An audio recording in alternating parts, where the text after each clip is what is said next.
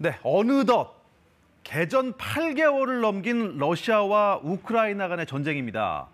자, 겨울의 문턱에서 유럽으로 가는 가스관을 틀어주고 있는 푸틴 러시아 대통령의 동장군이 마침내 들이닥치고 말았네요. 글로벌 ET, 오늘은 에너지 경제 위기에 대해서 다뤄보도록 하겠습니다.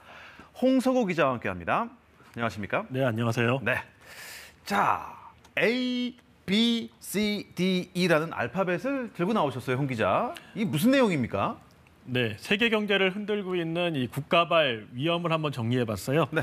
그 A는 아메리카, 즉 미국발 금리 인상입니다. 예. 네, 그리고 B는 브리티시, 영국발 채권 위기. 그렇죠. 네, C는 차이니스, 중국발 부동산 폭락. D, 개도국 외환 및 부채 위기. 그리고 오늘의 주제 E입니다.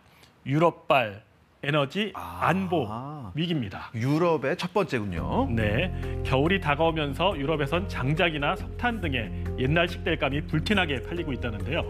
올라도 너무 올라버린 가스 요금을 감당할 수 없어서라고 합니다. 수요가 급증해 장작마저도 구하기가 쉽지 않다는데요. 영국의 파이낸셜 타임즈는 사람들이 산에 가서 몰래 나무를 베어 오거나 오래된 신발 같은 집기, 쓰레기 등 불법 폐기물까지 태워가며 난방을 하고 있다고 전했습니다. Складометр наших господина аппроксиматив обсудителей предстоит. 추운 건 정말 참을 수가 없으니까 말이죠. 그 유럽행 가스관을 쥐락펴락하는 건 푸틴 대통령이라고는 다 알고 있습니다. 근데 네. 이 푸틴이 에너지를 무기화하겠다 했더니 유럽은 뭐 충분히 대비하겠다 했잖아요. 네, 뭐 일단 준비를 해서 급한 불은 껐습니다. 독일 등 주요국들은 이제 목표한 가스 저장량이 한 90% 정도 채워놨다고 하는데요. 문제는 이렇게 보듯이 가격이 있죠. 지금은 약간 떨어져서 100유로 아래로 내려갔긴 합니다만은 지난 10년 동안 보면 20에서 40유로 정도로 이렇게 안정됐던 그 가스 가격에 비교하면 아직도 두세 배 가량 더 비쌉니다. G7 선진국인 독일의 지난달 생산자 물가지수가 1년 전보다 45.8%나 올라 사상 최대 증가폭을 기록했는데요. 에너지 가격이 급등한 영향입니다. 유럽에선 지금 주식으로 먹는 빵을 구울 수 없을지도 모른다는 우려까지 나오는 상황입니다. 참다 못한 시민들이 대책 마련을 촉구하며 급기야 거리로 쏟아져 나오고 있습니다. Az, hogy nem lehet egyáltalán semmit se megtakarítani, nem tud az ember megélni. Hatalmas árak vannak mindenhol, akármerre megy az ember. Egy kenyér több mint 1000 forint. 네, 그러니까 지금 우크라이나 전쟁을 놓고 러시아와 서방이 이른바 난방 냉전을 벌이고 있는 겁니까? 예, 듣고 보니 그렇네요. 난방 냉전. 그 러시아가 서방의 제재 맞서서 이제 가스관을 잠궜으니까요. 그런데 한번 비용을 한번 따져볼게요. 손익을. 러시아는 우크라이나 침공 이후에 에너지 수출로 1,580유로, 우리 돈으로 224조 원 가량을 벌어들인 것으로 추정되고 있습니다. 반면에 이 기간 러시아가 전쟁에 쓴 비용은 1,000억 유로, 그러니까 한 500유로 넘게 남는 거죠. 에너지를 판 돈으로 전쟁 비용이 충당된 셈입니다.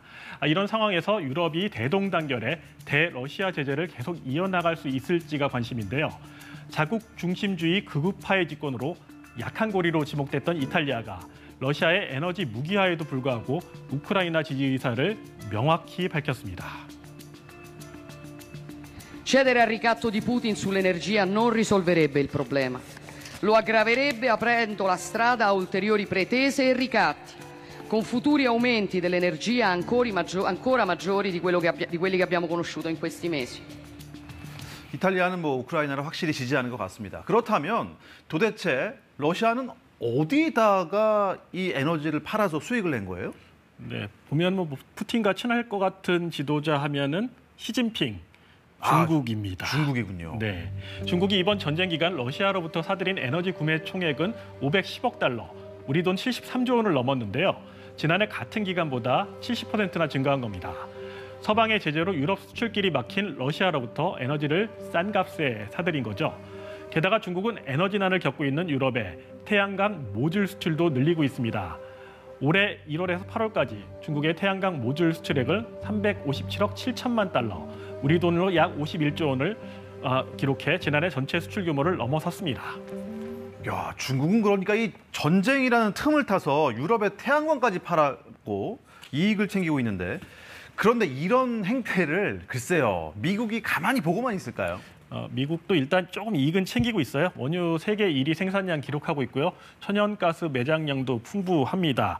그래서 에너지 자립도가 높습니다. 미국 기업들 같은 경우 에너지 수급이 안정적인 점을 감안하면은 오히려 수혜를 볼 것이라는 예상입니다. 그렇군요. 미국이 이렇게 또 에너지를 장악하고 있을지 몰랐습니다. 그렇다면 어떻습니까? 기름이 한 방울도 안 나오는 우리나라는 어떻게 더 힘들어지는 거 아닙니까? 네, 힘들죠. 그런데 우리나라만 힘든 게 아니라는 게 위안입니다. 전 세계에 전례 없는 지금 에너지 위기가 들어섰다. 국제에너지기구 IEA 수장이 진단을 했습니다.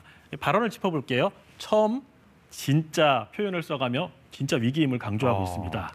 우리나라를 보면요. 경유값은 서울은 리터당 1,920원을 넘어 휘발유보다 리터당 200원 가까이가 더 비쌉니다.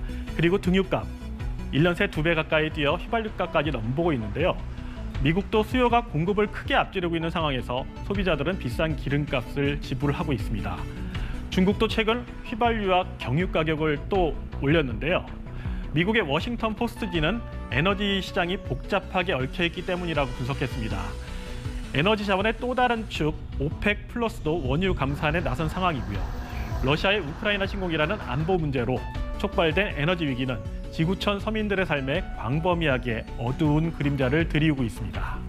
이런 표현을 쓸 수 있겠네요. 에너지 열강들 때문에 괜히 서민들만 이렇게 손해를 보고 있는 거 아닌지 모르겠습니다.